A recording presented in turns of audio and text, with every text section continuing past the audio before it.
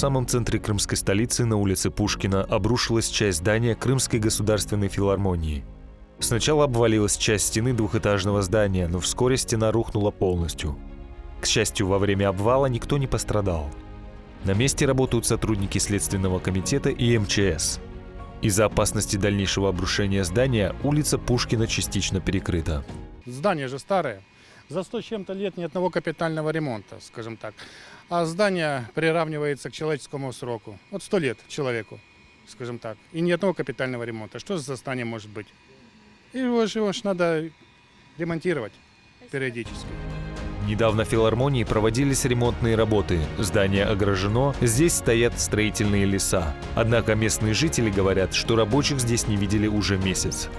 Как сообщили в правоохранительных органах, по предварительной информации рабочие повредили несущую стену здания. Следователи начали проверку по факту нарушения правил безопасности при ведении строительных работ.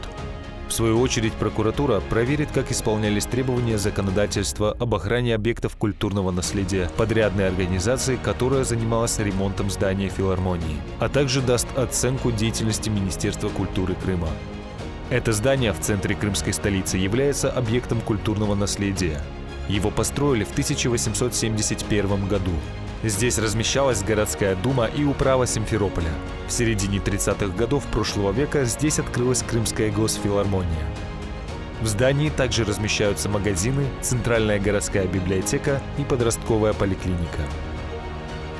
9 июня началась реконструкция исторического здания. Ремонт оценили 82 миллиона рублей. Завершить работы планировалось в 2023 году. Подрядчиком по реставрации определили предприятие «Реммастер» из Республики Марий Эл.